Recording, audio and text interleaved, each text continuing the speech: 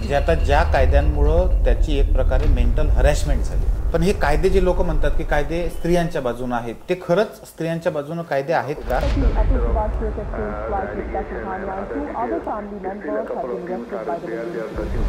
अतुल सुभाष हे एक AI engineer. आपल्याला असं वाटतं की पोटगी ज्या वेळेला आपण देतो सेपरेशन झाल्यानंतरच देतो, नाही, त्यांची पत्नी त्यांच्यासोबत राहण्यास होती. अतुल सुभाषांचं कुठे चुकलं तर त्यांनी ह्याला कुठेही कधीही वाचा न फोडता, फॅमिलीशी डिस्कस न करता, ज्यावेळी त्यांची लास्ट स्टेज आली त्यावेळी त्यांनी 40 पानी एक सगळ्यांसाठी नोट लिहून ऑनलाईन येऊन सगळ्यांना आपली व्यथा सांगत सुसाईड केली की पुरुषाने करावं किंवा खर्च सगळे एक्सपेन्सेस सगळे पुरुषाने उचलावे. आपण जरी चुकीचंच आहे, पण आपण त्या माइंडसेटने आजवर चालत आलोय.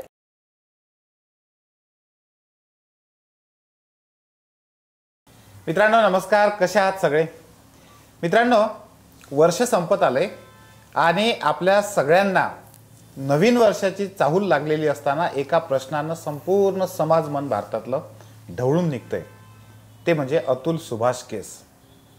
अतुल सुभाषची केस काय आहे? त्यानिमित्ताने आपण सगळेजण एका वेगळ्या चर्चेला, एका वेगळ्या विषयाला सगळेजण सामोरं जात आहोत. तुम्ही सोशल मीडियावर बघत असाल की आपले जे कायदे आहेत ते खरंच महिलांच्या बाजूने आहेत का? बरं, महिलांच्या बाजूने कायदे आहेत तर आता तशी परिस्थिती राहिलेली आहे का? जर तशी परिस्थिती राहिलेली नसेल तर मग त्या कायद्याचं करायचं काय? दुसरीकडे असेही काही लोक आहेत की पोटगीचा जो प्रश्न आहे, काही लोकांचा किंवा आपण म्हणूया काही स्त्रियांचा पोटगी मिळवूनच जगण्याचा तो धंदा झालेला आहे का? अशी परिस्थिती उद्भवण्यासारख्या अनेक केसेस बाहेर येत आहेत. पुरुषांची जी मानसिक छळवणूक होते आहे त्याच्याबद्दलही आवाज उठवायला सुरुवात झालेली आहे. खूप सारे प्रश्न आहेत आणि ह्या सगळ्या प्रश्नांवर आज आपल्यासोबत अगदी मनमोकळ्या गप्पा मारण्यासाठी ॲडव्होकेट अक्षता रावते मॅडम आहेत. अक्षता रावते मॅडम वकील आहेतच, परंतु त्यासोबतच त्या पुण्याच्या पोलीस कमिशनर ऑफिसच्या लॉ ऑफिसर आहेत आणि त्यांच्यासोबत आज ह्या सगळ्या विषयांवर अगदी मनमोकळ्या गप्पा मारणार आहेत. तुमच्या आमच्या मनातले खूप सारे प्रश्न आणि जे बदल आवश्यक आहे आपल्याला वाटत आहे त्यावर कुठेतरी वाचा फुटली पाहिजे, बोललो पाहिजे, कारण आपण बोलते झालो तर आपले प्रश्न सुटणार आहेत. अक्षता नमस्कार. नमस्कार. कशी आहेस? मस्त, मजेत. हा जो अतुल सुभाषचा, म्हणजे मी कालच्या काही दिवसापासून पाहत होतो सारखा सोशल मीडियावर, खूप सारं ढवळून निघत आहेत. म्हणजे त्याने आधी केलेला तो व्हिडिओ, त्यानंतरचं झालेलं सगळं काही, आणि अक्षरशः म्हणजे वर्षाच्या शेवटी खरं तर शांततेने निरोप 2024ला द्यायची वेळ असताना हे असं सोशल जे काही सगळं विश्व आहे ते ढवळून निघत असताना मुद्दामहून आज आपण या विषयाला वाचा फोडतोय. मला पहिल्यांदा विचारायचं आहे, हे नेमकं प्रकरण काय आहे? Yes, so take Atul Subhash हे एक AI इंजिनियर. बरं. त्यांचं बिहारमध्ये ही केस चालू होती. त्यांची पत्नी, आपल्याला असं वाटतं की पोटगी ज्या वेळेला आपण देतो सेपरेशन झाल्यानंतरच देतो, नाही, त्यांची पत्नी त्यांच्यासोबत राहण्यास होती. सोबत राहायला असताना देखील निर्वाह भत्ता मेंटेनन्स ग्रँट करता येतो. बरं. ह्या केसमध्ये असं होतं की सुभाष यांची मेंटेनन्सची केस चालली. बिहारमधील एका गावातनं त्यांना मेंटेनन्स ग्रँट झालं. त्यांचं असं म्हणणं होतं की त्यांचा जो पगार आहे त्यापेक्षा बऱ्याच मोठ्या प्रमाणात मेंटेनन्स त्यांना द्यावं लागत होतं.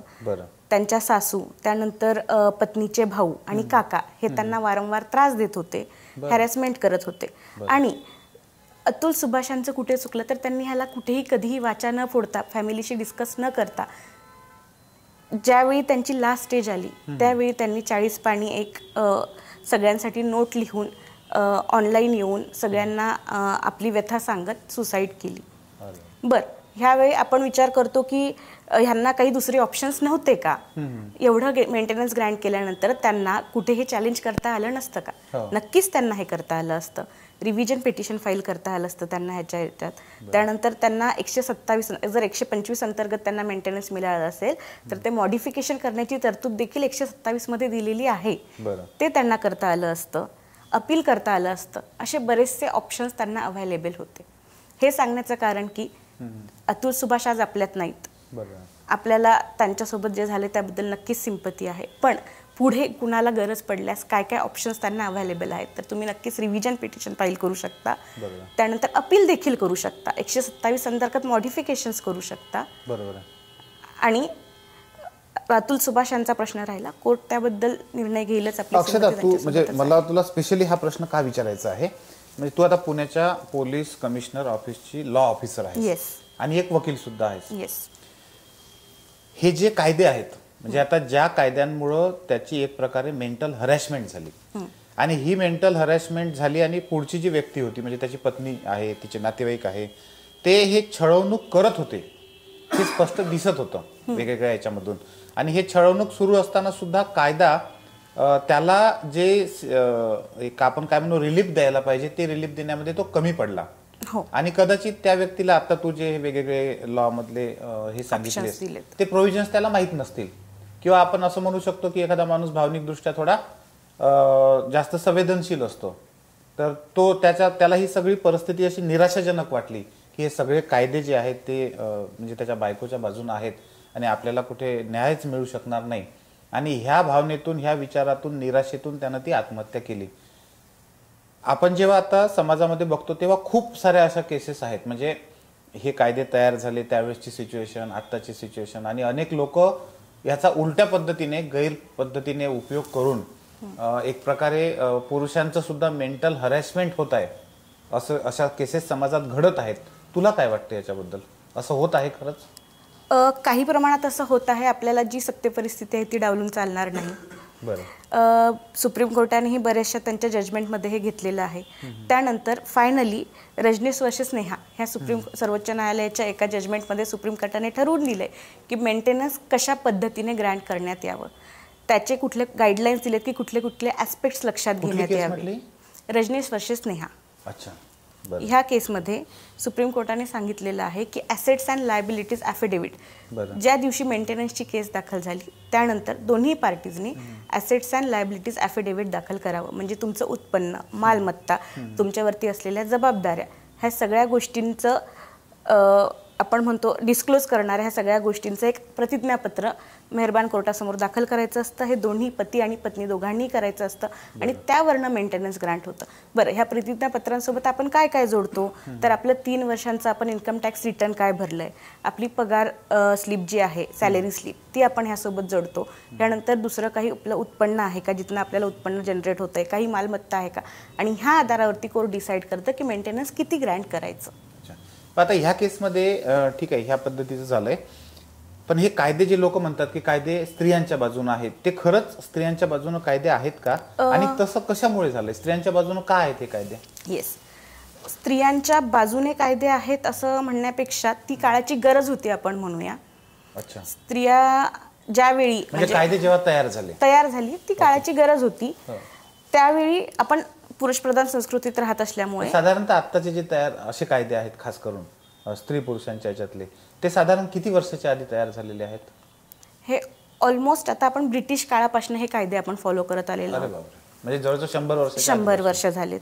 त्यातनंच आपण बरेचसे कायदे घेऊन पुढे जे आपल्याला ऑल्टरेशन्स किंवा जे करण्याची गरज पडली. येस येस येस तर नवीन काही बनवलंच नाही आपण, थोड्याफार अमेंडमेंट्स आलेत. अच्छा.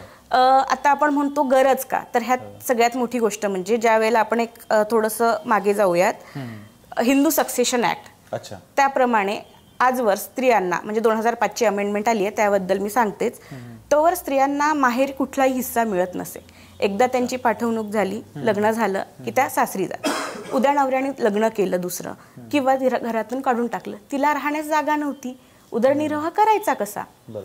ती ना माहेरची आहे ना सासरची आहे. अशा वेळी मग 2005 मध्ये अमेंडमेंट आली की स्त्रियांसाठी समान कायदा असेल, त्यांना देखील पुरुषांप्रमाणे आपल्या भावाप्रमाणेच प्रॉपर्टीमध्ये हिस्सा मिळेल. सो अमेंडमेंट्स होत आहेत, पण येस काळा कमी आहेत, आणि तोवर ती काळाची गरज होती. स्त्रीने कुठे जावं, महिलांनी जावं कुठे, हा प्रश्न त्यावेळी निर्माण झालेला होता. कारण त्या अर्न करत नव्हत्या, घर नव्हतं स्वतःचं, ना माहेर आपलं ना सासर आपलं, त्यामुळे ती गरज होती. पण आता ते 100 वर्षापासूनचे कायदेच आपण वापरत आहे, फारच कमी प्रमाणात हे करत आहे, आणि जग मात्र खूपच वेगानं बदलत आहे. आता आपण असं म्हणू शकतो की जेंडर इक्वॅलिटी बऱ्यापैकी प्रमाणात आलेली आहे. म्हणजे आधीची जी परिस्थिती होती, किमान 90% परिस्थिती बदललेली आहे असं आपल्याला म्हणता येतं. काही ग्रामीण भाग किंवा काही खूपच थोडासा भाग जर सोडला, किमान निदान शहरांमध्ये तरीची परिस्थिती आज फार वेगळी आहे. म्हणजे बऱ्यापैकी महिला सगळ्याच कमावत आहेत, आणि अशा सिच्युएशन मध्ये त्याच कायद्यानं आपण चालणं, त्याच्यामुळे हे प्रश्न येतात असं म्हणायचं आहे. हो, कसं आहे, आता थोडं आपण जर सबकॉन्शियस माइंडने विचार केला, आजवर आपली ही अशी मेंटॅलिटी आहे की अर्न पुरुषाने करावं किंवा खर्च सगळे एक्सपेन्सेस सगळे पुरुषाने उचलावे. आपण जरी चुकीचंच आहे, पण आपण त्या माइंडसेटने आजवर चालत आलोय. तो माइंडसेट घेऊन आज जरी मुली कमवत आहेत तरी माइंडसेट तोच आहे. आपण आपल्या आई वडिलांना बघितलंय, आपण आपल्या आजी आजोबांना बघितलंय, सबकॉन्शियसली आपण जगतो पुरुष प्रधान संस्कृतीतच आहोत. आणि म्हणून, आणि हे मुलींबद्दलच नाहीये, हे मुलांबद्दलही आहे. बाहेर गेल्यानंतर पॉकेट आधी कोण काढतं तर मुलगा, पे आधी कोण करतो तर मुलगा. का? मुलगी पण आता कमावते आहे. सो हे ऍक्सेप्टन्स नाहीये माइंडसेटला. आपण असं म्हणू शकतो आपण एका ट्रान्झिशन फेज मध्ये आहे. येस, म्हणजे काही काळ जाऊ द्यावा लागेल, त्यानंतर कदाचित आपल्याला जे एक्सपेक्टेड जेंडर इक्वॅलिटी आहे ते मिळू शकेल. पण तोपर्यंत आपण असं म्हणू शकतो आता की आपले जे कायदे आहेत ते जेंडर इक्वेलिटी नाही आहे, तर ते जेंडर बायस आहेत. पुरुषांच्या बाजूनं जे आहे, स्त्रियांच्या बाजूने जास्त झुकलेले आहेत आणि पुरुषांना ते एक वन साइड आपण करतो असं आपण म्हणू शकतो समजा आत्ताच्या कंडिशनला. मला दुसरा एक प्रश्न अक्षता असा विचारायचा आहे की ह्या ज्या केसेस होतात त्याच्यामध्ये काही अशा पण केसेस आहे की ज्या केसमध्ये कोर्टानं सांगितलेलं असेल की जी पोटगी द्यायची आहे ती द्यायची गरज नाहीये, किंवा असा कुठल्या केसेस आहेत?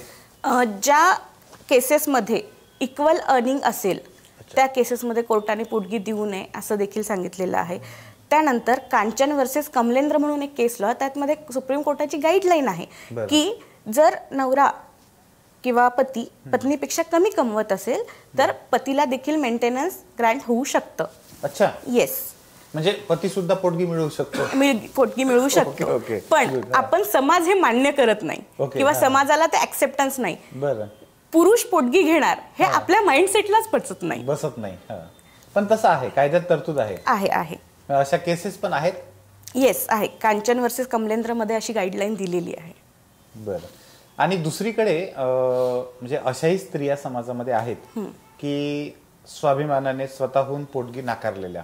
हो, अशा काही केसेस लक्षात? हो, आहेत. आत्ता भरपूरदा, म्हणजे आपण जेंडर बायस्ड लॉ ज्यावेळी बोलतो त्याबद्दल आपण ह्या गोष्टीवरती पण प्रकाश टाकला पाहिजे की आजकाल माझ्याकडे बऱ्याचशा डिवोर्सच्या केसेस येतात. त्या मुली स्वतः सांगतात की आम्हाला काही नको, म्युच्युअल कन्सेंटसाठी पण ते येतात की आमचं सगळं सेटल्ड आहे, तो त्याचं अर्न करतो, मी माझं अर्न करते, कम्पॅटिबिलिटी इश्यूज आहेत किंवा जे, कारण आता हॅरॅसमेंट म्हणजे अगदी घरात एकमेकांना मारणं इतपत आता राहिलेला नाहीये. समाज बदललाय त्या मानाने. आता मोस्टली विचार जुळत नाहीत, ह्या इथवर आपण आलेलो आहोत. सो भरपूरदा क्लायंट्स येतात, आमची कम्पॅटिबिलिटी नाहीये, मी माझं व्यवस्थित अर्न करते, तो त्याचं व्यवस्थित अर्न करतो, आम्हाला फक्त विभक्त व्हायचंय. सो येस, अशा केसमध्ये लवकर मिळतो. येस, अशा केसेसमध्ये अगदी आपण 3-4 महिने डिवोर्स करतो, जर सेपरेशन 6 महिन्याच्या वर असेल तर. बरं, लवकर मिळू पण शकतो अशा केसमध्ये. येस. दुसरा पण अशा पण केसेस खूप साऱ्या पाहायला मिळतात की ज्या केसेसमध्ये काही महिला या लग्न करतात, 2-4 महिने 5-6 महिने वगैरे राहतात आणि लगेच डिवोर्स घेऊन पोटगी मागतात. हो, काही दिवसानंतर पुन्हा मग लगेच दुसरं लग्न करून मग तसं, म्हणजे एक प्रकारे तो व्यवसाय किंवा धंदा झाल्यासारखा होतोय. अशा केसेस पण बाहेर आलेल्या आहेत, खास करून दिल्ली, युपी, बिहार या भागातल्या अशा केसेस काही मधल्या काळामध्ये प्रकाशझोतात पण आलेल्या आहेत. तर मला हे विचारायचं आहे की असं पण सिच्युएशन असते? हो, असू शकते आणि आपण जी परिस्थिती आहे ती नाकारू शकत नाही. भरपूरदा असं होतं, म्हणजे, आणि हे दोन्ही याच्यात आहे. भरपूर मुलांनी देखील मुलींना फसवलंय, मुलींनी देखील लग्न केलंय त्यानंतर पोटगी घेऊन डिवोर्स घेतलाय. पण ह्यामध्ये कोर्ट देखील बघतं की कितपत हे एकत्र राहिलेले आहेत आणि त्याप्रमाणे ती अमाऊंट ग्रँट होते. अच्छा, येस. पण याच्यामध्ये असं नाही होत का की कोर्ट ह्या सगळ्या प्रोसेसला खूप जास्त वेळ लावतो? म्हणजे असं जुने लोक म्हणायचे की कोर्टाची पायरी शहाण्या माणसाने चढू नये, आणि त्याच्यामुळे तो जेवढा वेळ जास्त लागतो तो काळ पुरुषासाठीचा खूप मोठी हॅरॅसमेंट असते. कारण त्याला दुसरं लग्न करता येत नाही, दुसरं हे करता येत नाही आणि सोबत राहता पण येत नाही आणि ते एक बर्डन असतं आणि मग त्यालाही ब्लॅकमेल करण्याचे प्रयत्न मुलीकडून किंवा बऱ्याचशा त्याच्या नातेवाईकाकडून, ह्या लोकांकडून होतात. मधल्या काळात मी असंही बघितलं की पोलीस स्टेशनच्या बाहेर काही ज्या फेमिनिस्ट संघटना असतात त्या संघटनांचे प्रतिनिधी असतात आणि ते अशा पद्धतीने एखाद्या तक्रार करायला एखादी स्त्री गेली की तिला मुद्दाम होऊन जास्त आक्रमक तक्रार करायला ते सांगतात, तिला ते चढवून देणं म्हणून आपण आपल्या भाषेमध्ये समजा. तर हे सुद्धा प्रकार मी खूपदा बघितलेले आहे. याबद्दल तुझं निरीक्षण काय आहे? म्हणजे तू आता पोलीस कमिशनर सारख्या ऑफिसमध्ये आहे, तुला ह्या केसेस रोज पाहायला मिळत असतील, वकील असल्यामुळे रोज अशा केसेसशी तुझा संपर्क येतो. तर तुझं निरीक्षण काय आहे, तुझं मत काय याच्यामध्ये आहे? परिस्थिती आहे, काही महिला देखील खोट्या केसेस करत आहेत. खोट्या केसेस म्हणण्यापेक्षा तुम्ही जे म्हणालात की वाढवून सांगणे किंवा खूप सपोर्ट असणे आणि मग ह्या सपोर्टने पुढे जाऊन फ्रॉस्ट ज्या खोट्या केसेस करणे, त्यासाठी 498 ह्या जी आपली सेक्शन आहे, सुप्रीम कोर्टाने अर्नेश कुमार या जजमेंटमध्ये सांगितलेलं आहे, त्यासाठीच प्री अरेस्ट इन्क्वायरी आता कोर्टाने लावलेली आहे. प्री अरेस्ट इन्क्वायरीनुसार अशा केसेसचं आधी अरेस्ट होण्याआधी काय व्हायचं, केस दाखल झाली, अरेस्ट झाली नाही, आता ह्यांची चौकशी केल्या जाते. चौकशी केल्यानंतर ह्यात कळतं की खरंच ह्या ज्या केसेस केलेल्या आहेत त्यात कितपत शहानिशा केल्यानंतर सत्य आहे, पडताळणी केली जाते आणि त्यानंतरच केसेस दाखल होतात. त्यासाठी एक सिस्टीम बसवलेली आहे. ग्रामीण भागात जे आहे बाल विकास विभाग, बाल कल्याण विभाग जे आहे त्या तिथे जाऊन हे कंप्लेंटची शहानिशा केली जाते. आता आपल्याकडे कमिशनर ऑफिसमध्ये भरोसा सेल आहे, तिथे ह्या दोन्ही पार्टीजला बोलवलं जातं, पती पत्नीला, त्यांना शहानिशा केली जाते, पडताळणी केली जाते, प्रश्न विचारले जातात आणि त्यानंतरच कंप्लेंट दाखल केल्या जाते. सो म्हणता येईल आपल्याला की पद्धतीने आपण गाईडलाईन्स देत, कोर्ट पण ह्या गोष्टी लक्षात घेत हळूहळू बदल करत आहे. ह्या ज्या स्त्रीवादी संघटना, हे असं जे म्हणजे मला टीका नाही करायची त्याच्यावर, पण बऱ्याचशा स्त्रीवादी संघटनांचे अनेक प्रतिनिधी पोलीस स्टेशनच्या बाहेर असतात, कोर्टात असतात. एखादी स्त्री समजा छोटंसं काही प्रकरण घेऊन गेलेली असेल तर त्याच्यात त्या आगीत तेल ओतण्याचं काम ते करतात, वाढवून सांगतात. किंवा अनेकदा तर असंही बघायला मिळालेलं आहे की अगदी रेपच्या केसेस दाखल करण्यासाठी म्हणून प्रयत्न केला जातो, जेव्हा की ते तसं नसतं, म्हणजे तशी फॅक्ट नसते. याला काही कायद्यानं प्रतिबंध नाही आहे का? मग कायदे सगळ्यासाठी आहे, अवेअरनेस नाही आहे म्हणता येईल, किंवा आपल्याला ते इमिजिएटली यूज करता येत नाहीये किंवा आपल्याला योग्य गायडन्स मिळत नाहीये, किंवा योग्य गायडन्स म्हणण्यापेक्षा त्याबद्दल अवेअरनेसच हा शब्द आपण वापरूया, कमी आहे. आणि त्यामुळे काय होतं, आपण आधी घाबरून जातो. असं काही झालं की एक आपली मेंटॅलिटी अशी आहे की आपण घाबरतो आणि आता काय करायचं असं झालेलं आहे. आणि आपला समाज काय आहे ना, आधी बदनामी आपली होते, रेप्युटेशन आपलं हार्म होतं, समाज लगेच स्टिग्मा म्हणून ह्या गोष्टीकडे बघायला लागतो. त्यापेक्षा मला असं वाटतं की कुणीही कुठल्याही म्हणजे कोर्ट डिसिजन येण्याआधी किंवा कोर्ट जजमेंट देण्याआधी समाजच ठरवतं आणि ह्या सगळ्या कारणांनी ह्या गोष्टी होतात. जर न्यायालयांना आपापले कार्य करू दिले, व्यवस्थित केस, भरपूरदा असं होतं की ह्या केसेस नंतर प्रूव्ह होतं की ह्या जे आहेत ह्या खोट्या केसेस होत्या, ह्यात काही तथ्य नव्हतं, पण तोवर वेळ झालेला असतो. तर आता रिमेडीज आपण त्याला म्हणू शकतो एक की सगळ्यात पहिले तर आपण आपली मेंटॅलिटी, समाजाने त्याकडे बघण्याचा दृष्टिकोन बदलणं गरजेचं आहे, एकमेकांना सपोर्ट करणं गरजेचं आहे. जे आहे न्यायालय ते आपलं काम करतच असतं. पण कोर्ट या बाबतीमध्ये ही जी वेळखाऊ प्रोसेस आहे, ही जी तारीख पे तारीख हे जी विशेष आहे, ते हे कमी करण्यासाठी म्हणून काय करत नाही का? म्हणजे कोर्ट त्याच्या बाबतीत काही करत नाही का? कारण बरेचदा काय होतं, मी बघतो आता माझा एक मित्रच आहे, तो पण अशा याच्यामध्ये अटकला आणि मग तो जो वेळ जातो आहे, म्हणजे असं म्हणू शकतो की त्याची सारी जवानी त्याच्यामध्ये, लग्नाचं जे वय आहे तर ते सगळं निघून जात आहे आणि समोरची पार्टी ह्याच गोष्टीचं भांडवल करून त्याला ब्लॅकमेल करते आहे. बरोबर. तुला जर समजा लवकर घ्यायचं आहे, डिव्होर्स लवकर घ्यायचा आहे, तर मग इतके पैसे दे, तितके पैसे दे, अशा पद्धतीचे आहेत. हे कुठेतरी अति चुकीचं होतंय असं नाही वाटतंय का?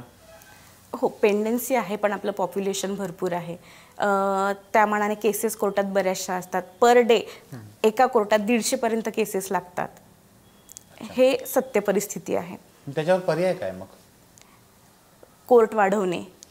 अच्छा, म्हणजे शेवटी राजकीय इच्छाशक्ती येते. येस. आणि जास्तीत जास्त म्हणजे प्रयत्न सुरू आहेत, रिक्रुटमेंट सारख्या सच्च्या जजेसच्या होत आहेत आणि हाच पर्याय. पॉप्युलेशनच आपल्या भारताचं एवढं आहे की त्याला काही पर्याय नाही, दुसरा काही पर्याय आपण नाही. पेंडन्सी आहे. मध्यंतरी ते एक केस अशी पण माझ्या पाहण्यामध्ये आली होती की झोमॅटोची, हो, म्हणजे त्या महिलेनं याला ऑर्डर येण्यासाठी उशीर झाला आणि म्हणून पैसे देण्यास नकार दिला. ते बरंच गाजली पण होती ती केस. मला वाटते बऱ्याच लोकांना ती माहीत पण असेल. म्हणजे अशाही पद्धतीनं कायद्याचा दुरुपयोग होऊ शकतो आणि मग त्याच्यामध्ये एकदा का तो माणूस फसला की तो सिद्ध होऊन बाहेर जायला त्याचे कित्येक वर्ष निघून जातात, तोपर्यंत त्याचं आयुष्य थांबत नाही. म्हणजे अशा विचित्र केसेस पण आपल्याला पाहायला मिळतात. मला तुला हे विचारायचं आहे की परदेशामध्ये काय सिच्युएशन आहे? येस, बऱ्याचशा देशांमध्ये आता जेंडर न्यूट्रल लॉ आहेत. US झालं, UK झालं, कॅनडा झालं. हे केस टू केस व्हॅरी करतं की कोण जबाबदार आहे आणि कुणाला मेंटेनन्स किंवा कोणी हॅरेसमेंट केली त्याप्रमाणे डिसिजन दिलं जातं. त्यांचे रिटर्न लॉज नाही आहेत आपल्यासारखे. अच्छा, आपले रिटर्न लॉज आहेत. बरं. आणि आपण त्या चौकटीत अडकून पडतो बरेचदा, आपण असं म्हणू शकतो. आपण जे म्हणतो ॲग्रीमेंट जे आहे, म्हणजे आता आपण मगाशी जेव्हा चर्चा करत होतो तेव्हा पण आपण हे बोललो होतो की तिकडे ॲग्रीमेंट केलं जातं.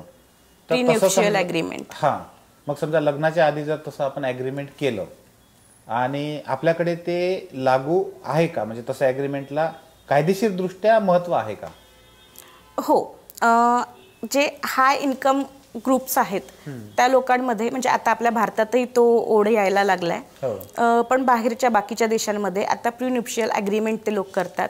म्हणजे उद्या परिस्थिती आली आणि आपल्याला वेगळं व्हावं लागलं तर त्यावेळी मेंटेनन्स काय असेल, कोण कसं, म्हणजे आपण जर प्रॉपर्टी घेतलेली असेल एकत्र तर त्याचं काय होईल, मेंटेनन्सचं काय होईल, आणि ज्या काही त्याचे परिणाम असणार आहेत ते सगळे ते आधीच डिसाईड केलेले असतात.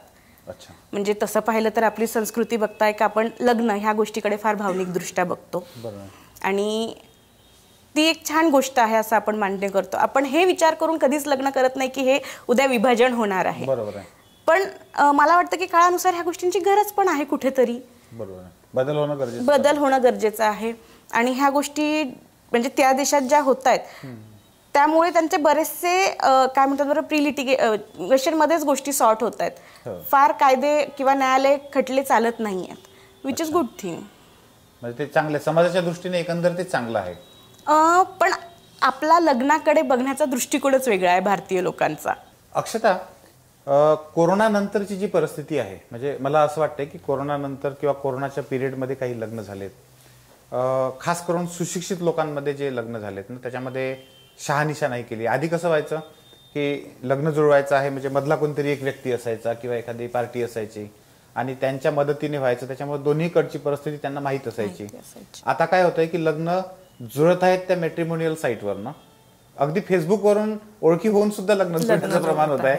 त्यानंतर ते दोनच असतात, त्या इथे दोघे म्हणायला सुशिक्षित असतात पण ऍक्च्युअल मध्ये त्यांना हे जे मॅच्युरिटी पाहिजे लग्नाबद्दलची, ज्याला आपण व्यवहार ज्ञान पण म्हणू शकतो, हे व्यवहार ज्ञान शून्य असतं. आणि मग अशा केसेसमध्ये आता आपण जे म्हणतो फसवण्याचे प्रकार, मेंटल हॅरेसमेंट होण्याचे प्रकार, पैशानं लुबाडण्या जाण्याचे प्रकार हे खूप सारे होतात.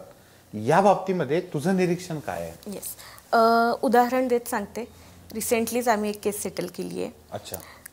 कोविडमध्ये लग्न झालं, मॅट्रिमोनी साईटवरती दोघं भेटले, फेसबुकवरनं नंबर एक्सचेंज केला. मॅट्रिमोनी साईटवरती सबस्क्रिप्शन न घेतल्यामुळे त्यांना नंबर एकमेकांना एक्सचेंज करता येत नव्हता. फेसबुकवरनं नंबर एक्सचेंज केला, दोघांनी भेटीगाठी केल्या. इनिशियली मुलाने सांगितलं माझ्याकडे एक कंपनी आहे, आमच्याकडे इतकी शेती आहे आणि बऱ्याचशा गोष्टी सांगितल्या. मुलगी सुशिक्षित, मोठ्या पॅकेज, तिला स्वतःला 18 लाखाचं पॅकेज, त्यामुळे तिच्यासाठी तिने कधीही शहानिशाच नाही केली. अच्छा.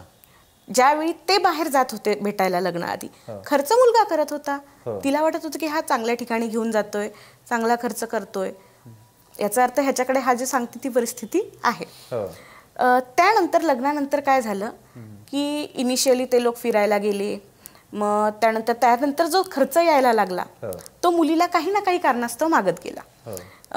आज माझं बँक अकाउंट बंद आहे, ATM चालत नाहीये, किंवा त्यानंतर माझ्या घरी काहीतरी अपघात झालाय, गरज आहे पैशांची, आणि ही चांगली कमावत असल्यामुळे, आणि कधी हिला हे प्रश्नच पडले नाही इनिशियली की असं का होत असेल, ह्यांच्याकडे तर भरपूर पैसा आहे, किंवा जर तिने निरीक्षण केलं असतं तर बरेच लूपहोल्स जाणवले असते.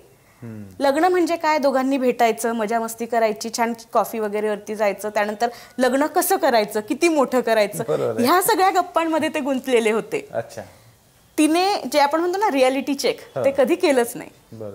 असं करत करत 45 लाख रुपये तिचे गेले. बापरे. त्यानंतर तिच्या लक्षात आलं की हे सारखं होतंय आणि नेहमी कसे ह्यांच्याकडे पैसे राहत. ज्या वेळेला ती क्लायंट माझ्याकडे मी तिला पहिला प्रश्न हा विचारला, जेव्हा तू हे सगळं होत गेलं तुला कसे प्रश्न नाही पडले? ती म्हणे ज्या वेळी पडले तोपर्यंत मी 45 लाख दिलेले होते. बापरे. किती दिवसाचा पिरियड होता? 1 वर्ष. फक्त 1 वर्ष? 1 वर्ष. ती लोन काढत होती, पैसे देत होती. तिला चांगला हाय पेइंग जॉब असल्यामुळे लोन मिळत होतं. ती लोन घ्यायची, द्यायची. तिला वाटायचं आज ना उद्या हे देतील. आणि घरचे सांगायचे आमची गावी शेती आहे, इथे हे आहे. बरं, गावी शेती आहे, 7-12 दाखवा, इतका हाय पेइंग जॉब आहे, सॅलरी स्लिप दाखवा, तुमची कंपनी आहे, त्याचे डॉक्युमेंट्स दाखवा. हे व्हेरिफिकेशन. आई वडील वगैरे कोणी नव्हते का? सगळे होते, सगळे आहेत, सपोर्टिंग होते. म्हणजे ज्या वेळेला ती माझ्याकडे आली त्यांनी तिला व्यवस्थित सपोर्ट केल्यामुळे आम्ही त्या सगळ्यांनी मिळून तिला त्यातनं बाहेर काढलं. ही जमेची बाजू म्हणावी लागेल. त्यानंतर आम्ही कोर्टात केस लढलो. त्या मुलाचा एक फ्लॅट त्याच्याकडे द्यायला काहीही नव्हतं. 45 लाख तर नव्हतेच. मग आम्ही त्याचा एक फ्लॅट कोर्टाला सांगितलं की हा फ्लॅट आम्ही विकू, हा याने आमच्या नावावरती करावा, आम्ही खरेदी केल्यासारखं ते दाखवू आणि त्यातनं आम्ही आमचे पैसे घेऊ. आणि तसं ते मॅटर सेटल झालं. शेवटी ते फायनली सेटलमेंटला आले आणि 6 महिन्यात ते मॅटर सेटल झालं हे सांगता येईल आपल्याला. पण जर त्यावेळीच तिने उघड डोळ्याने हे सगळं बघितलं असतं, थोडी डॉक्युमेंट्स व्हेरीफाय केले असते, अगदीच ब्लाइंडली कुठे लूपहोल्स असतात, आपल्याला ते बघणं गरजेचं असतं. आणि ही केस विशेष म्हणजे दिल्ली आणि गुडगावची नाहीये. नाही, ही आपल्या पुण्यातली केस आहे. डेंजर आहे. येस. आणि माझ्याकडे अशी देखील एक केस आलेली आहे की एका युपीतल्या मुलीने इथे येऊन मुलाशी लग्न केलं. मुलाशी लग्न केल्यानंतर काही दिवसानंतर तिने डिवोर्स फाईल केला. ती मुलगी स्वतः सीए. अच्छा. ती कोर्टात आली तर तुम्ही म्हणणार नाही की ही व्यक्ती सीए आहे. असं म्हणजे कोर्टाला जाणवावं की मला किती पैशांची गरज आहे अशा परिस्थितीत ती कोर्टात यायची, अगदी थैला बिला हातात घेऊन. अच्छा.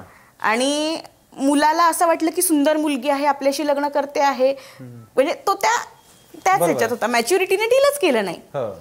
आणि नंतर लक्षात आलं की तिचे ऑलरेडी 2 लग्न झाले आहेत.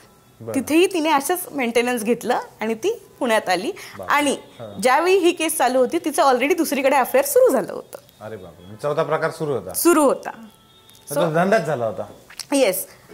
पण आता ह्यात काय आहे ना, न्यायालय जोवर तुम्ही न्यायालयात येत नाही काही करू शकत नाही. तुम्हीच काय म्हणतात बरं, डोळसपणे ह्या गोष्टीकडे बघणं गरजेचं आहे. मॅच्युरिटीने डील करणं गरजेचं आहे. हो, लग्न फार छान गोष्ट आहे. लग्नात आपण हे करूया ते करूया, काय म्हणतात बरं, लग्न आधीचा तो शूट, आय डोंट नो काय म्हणतात. लग्नाची ही बाजू जी आहे ही बाजू 99% लोक बघतच नाही बघत. ऍक्च्युली बघायला पाहिजे, बघायलाच हवी. आणि आधी कसं होतं, आधी घरच्यांना शक्यतो नातेवाईकांमध्ये लग्न व्हायचं, बॅकग्राऊंड माहिती असायचं, फॅमिलीज एकमेकांना माहिती, मध्यस्थी असायचे. आता तसं नाही होत ना. आपण ज्या लोकांना भेटतो ते पूर्णपणे अननोन आहेत. जोवर आपण त्यांचं काही बघत नाही आपल्याला माहितीच नसतं. बरोबर आहे. त्यामुळे गरज झाली आहे आज ह्या गोष्टींची. म्हणजे आपण असं म्हणू शकतो की लग्नाची ही बाजू दुर्लक्षित झाल्यामुळे सुद्धा असे प्रकार वाढत आहेत. येस. आधीच्या काळामध्ये ते होत नव्हतं, त्याच्यामुळे हे प्रकार पण कमी होते. बरोबर. आणि आता मध्यस्थ नाहीये, ट्रस्ट नाही राहिला. आणि महत्वाचं म्हणजे ह्या सगळ्या गोष्टींमुळे आजचा अनेक तरुणी असे आहेत की ते आम्ही लग्नच करू नये अशा मतापर्यंत आलेले आहेत. हो, तेही पूर्णपणे चुकीचं आहे. ते पण चुकीचं आहे अगदी. कारण मला असं वाटतं, जर बघितलं मी सराउंडिंगला तर लग्न खूप छान गोष्ट आहे. माझ्या पॅरेंट्सला मी बघते तेव्हा मला वाटतं की नाही, ही वाईट गोष्ट नाहीये. फक्त तुम्ही काही गोष्टी दुर्लक्षित केल्यामुळे किंवा मॅच्युरिटीने गोष्टी डील न केल्यामुळे आजवर तुम्ही आता ह्या निर्णयावरती आलात की लग्न करणंच वाईट आहे. पण तुला असं नाही वाटतं ह्या सगळ्या प्रकारांमुळे लग्न संस्था धोक्यात येईल? असं आली आहे, बऱ्याच प्रमाणात आली आहे. कारण मी ज्या एज ग्रुपमध्ये येते, मी माझ्या सराउंडिंगला लोक बघते आहे, माझ्या अगदी जवळच्या लोकांना मी बघते त्यांचे डिवोर्स झाले आहेत. लग्न झालं, काही महिन्यांमध्ये वेगवेगळ्या कारणाने डिवोर्स झालेत. बरं. त्यामुळे लग्न संस्था धोक्यात आली आहे. मग काही लोकांचं असं म्हणणं आहे की लग्न न केलेलं बरं.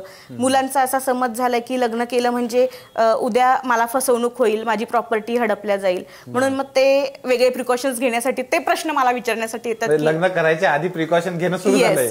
येस. ओके. आता हे खरं पण आहे. मग अशा वेळेस काय काय प्रिकॉशन घेतल्या पाहिजे? सगळ्यात पहिले तुम्हाला ज्यावेळी स्थळ येतं, आणि हे तर सगळं आपण आधीपासूनच करत आलेलो आहोत, अचानक हे नवीन सांगण्याची गरज नाही, पण तरी पण येस, ते जे क्लेम करत आहेत, ते जे सांगत आहेत त्याबद्दल सगळे डॉक्युमेंट्स व्हेरीफाय करणं आणि दुसऱ्या पार्टीने त्याबद्दल वाईट मानून घेण्याची गरज नाहीये. ही प्रोसिजर दोन्ही लागू पडते दोन्ही लोकांना. कारण परिस्थिती अशी आहे की आता नातेवाईकांमध्येच मुलगा मिळेल किंवा मुलगी मिळेल हे शक्य नाही. त्यामुळे आपण वेगवेगळ्या साईट्सवरती जाऊन, मॅट्रिमोनी साईट्सवरती जाऊन मुला मुलगींचा शोध घेतो. मग त्यावेळी दोन्ही पार्टींनी सगळ्या गोष्टींची शहानिशा करणे, डॉक्युमेंट्स बघणे, शक्य असल्यास 4 भेटीगाठी घेऊन जाणून घेणे, एकमेकांच्या घरी जाऊन बघणे, ह्या सगळ्या गोष्टी करणं गरजेचं आहे. शक्य असल्यास ऑफिसमध्ये जाऊन बघणे, कुठे ऑफिसला कामाला आहे, ह्या गोष्टी केल्या तर बऱ्याच पुढच्या ज्या गोष्टी आहेत त्या टाळू शकतो. आपण असं म्हणू शकतो की जुन्या माणसांचं जे ज्ञान होतं किंवा या बाबतीतलं जे व्यवहार ज्ञान होतं ते अगदी बरोबर होतं. अगदी बरोबर होतं. आणि म्हणून ते लोक म्हणायचे की लग्न हा नुसता हे नाही तर तो एक करार पण आहे. करार पण आहे, आयुष्याचा करार आहे, तो 2 कुटुंबाचा करार आहे. येस. आणि त्या दृष्टीने ते म्हणजे खरं पण होतं असं आपण म्हणू शकतो. दुसरी गोष्ट मला म्हणजे ह्या सगळ्या प्रश्नाकडे जेव्हा आपण करतो, गप्पा चर्चा करतो, सोशल मीडियाचा पण याच्यामध्ये खूप मोठा रोल आहे असं पण मला वाटायला लागलंय. कारण काय होतं ना, मध्यंतरी तो हा पिक्चर आला होता बघ, ॲनिमल नावाचा पिक्चर आला होता. आता त्या पिक्चर मध्ये जसं दाखवलं होतं की एखादा पुरुष आहे, म्हणजे पुरुषत्व म्हणजे काय, तर तो असा मस्क्युलियन असणं, त्याने हिंसा ही तर म्हणजे त्याच्या अविभाज्य भाग आहे त्याचा असं वाटायला लागतं. आणि कमावलं त्यानं पाहिजे, त्यानंच म्हणजे कुठल्याही गोष्टीचा पुढाकार घेतला पाहिजे, त्याच्या कह्यात सगळं असलं पाहिजे. आणि अनेक मुली सुद्धा अजाणतेपणाने म्हणू आपण हवं तर, पण अशी अपेक्षा ठेवतात आपल्या नवऱ्याकडून किंवा आपल्या साथीदाराकडून. आणि मग ह्या सगळ्या गोष्टींचा परिणाम म्हणजे त्याची हिंसा किंवा ते शोषण एक प्रकारचं होतं. तुला काय वाटतं, असं पण होतं असेल? समाज माध्यमाचा फरक पडतोय? हो, मध्ये काळ होता थोडासा, आपण मागे गेलो तर त्यावेळी थोडंसं आपण इक्वॅलिटीला आलो होतो. बरं, म्हणजे डोमेस्टिक व्हायलन्स वगैरे नॉर्मल घरांमध्ये तरी होत नव्हते. नवरा बायको छान चाललं होतं. आता अचानक काय झालं, ॲनिमल झालं, कबीर सिंग झालं, त्यामुळे हे अल्फा मेल, सिग्मा मेल हे प्रकार आले आहेत. मुलींना असं वाटतं की सबकॉन्शियस माइंडमध्ये त्यांना हवंय पुरुष प्रधान संस्कृतीच. अच्छा, म्हणजे ह्याला हेच म्हणायला लागेल ना की आपल्याला राहायचं पुरुष प्रधान संस्कृतीत, पण तुम्हाला at the same time modernisation पण हवंय. त्यात दोन्ही एकाच वेळेस पाहिजे, दोन्ही एका वेळी हवं. आणि ह्याचं जे कन्फ्युजन आहे त्यामुळे यंग लोकांचा लग्नावरनं विश्वास उडणे, त्यानंतर एकत्र राहताना भांडण होणे, अपेक्षा वेगळ्या, ऍक्सेप्टन्स वेगळं, हा फार म्हणजे मी बघते की कन्फ्युजन झालेलं आहे.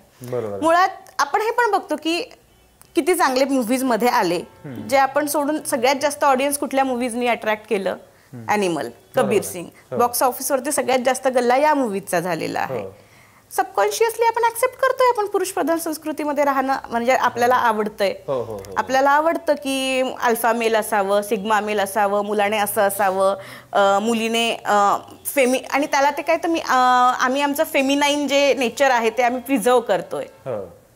मग जर हे सगळं आहे तर मग आता आपण जे बोलत होतो ते काय, हा खूप मोठा प्रश्न आणि कन्फ्युजन समाजात आज आहे.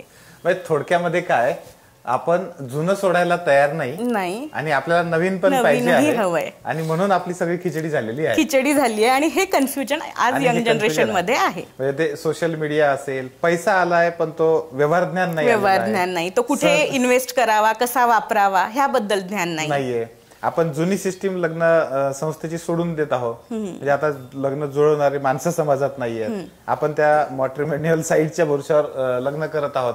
पण त्या जुन्या आपल्या पद्धतीमध्ये जी सिक्युरिटी होती, खात्री करून घ्यायचे, म्हणजे पहिल्यांदा या घरचे 4-5 लोक, नंतर त्या घरचे 4-5 लोक इकडे यायचे, एकमेकांबद्दलच्या चर्चा करायचे किंवा बोलायचे आणि मग सगळं व्हायचं. तर ती सिस्टीम आपण सरळ स्किप करून टाकतोय आणि डायरेक्ट 1-to-1 ऍक्शन करून ते सगळं करतोय. आणि त्याच्यामुळे ही सगळी खिचडी होत आहे असं आपल्याला वाटतं. पण तू त्याच्यावरचे जे म्हणजे इलाज सांगितलेले आहेत ते पण खूप चांगले आहे की आपण ते केलं पाहिजे आणि लग्नाकडे करार म्हणून सुद्धा बघितलं पाहिजे. म्हणजे आधुनिक समाजाकडे जर आपण जातो आहे तर आधुनिक समाजामध्ये हे होत आहे की ते करार म्हणून स्वीकारतात, लिखित स्वरूपात घेतात, मान्य करतात आणि मग लग्न ह्या गोष्टीकडे ते जातात. म्हणजे ही गोष्ट तरी आपण स्वीकारली पाहिजे. प्रॉब्लेम तोच आहे की आपण कन्फ्युज झालोय. आपल्याला आपलं परंपरा आपण जपायची आहे, जे जुन्या काळात एक भावनिक दृष्ट्या लग्नाकडे पण आपण बघतो आहे. मग परत हा मेंटेनन्सचा पण इश्यू आपल्यामध्ये येतो आहे. सगळंच कन्फ्युज. परत आपल्याला मॉडर्नायझेशन, आपल्याला ते प्री-न्यूप्टाईल अग्रीमेंट ते पण योग्य वाटतंय. ह्या सगळ्यांची जी तुम्ही म्हणालात खिचडी, ती आहे, खिचडी होत आहे. आणि हे जे कायदे आहेत हे कायदे पण थोडे फास्ट बदलणं गरजेचं आहे, पण ते आपल्या हातात नाहीये. ज्यांच्या हातात आहे त्यांच्यापर्यंत निश्चितपणे आपण म्हणू शकतो की अशा या व्हिडिओच्या माध्यमातून त्यांच्यापर्यंत ते जाईल. परंतु आज आपल्या हातामध्ये हे आहे की हे आपण प्रिकॉशन घेऊ शकतो. काय होते आहे, हे सगळी खिचडी, हे सगळं कन्फ्युजन कशामुळे होते आहे हे समजून घेऊन जर का आपण याच्यातून बाहेर पडायचा प्रयत्न केला तर निश्चितपणे ही परिस्थिती सुधारू शकतो. आणि पुन्हा एकदा लग्न संस्था जे आपल्यासाठी खूप मोठं चांगलं वरदान आहे, आपल्या सगळ्या संस्कृतीचा तो अविभाज्य भाग आहे, त्याचे पुन्हा चांगले दिवस येऊ शकतात असं मला वाटतं. आज या ठिकाणी खूप सुंदर आणि चांगल्या पद्धतीने गप्पा आपण केल्यात. मला वाटतं की आजच्या तरुणाईला अनेक गोष्टी याच्यातून मिळाल्या असतील. 3S टॉक तर्फे तुझे खूप खूप आभार. थँक्यू. बोलवल्याबद्दल खूप खूप धन्यवाद. मला हा स्टेज दिल्याबद्दल खूप धन्यवाद.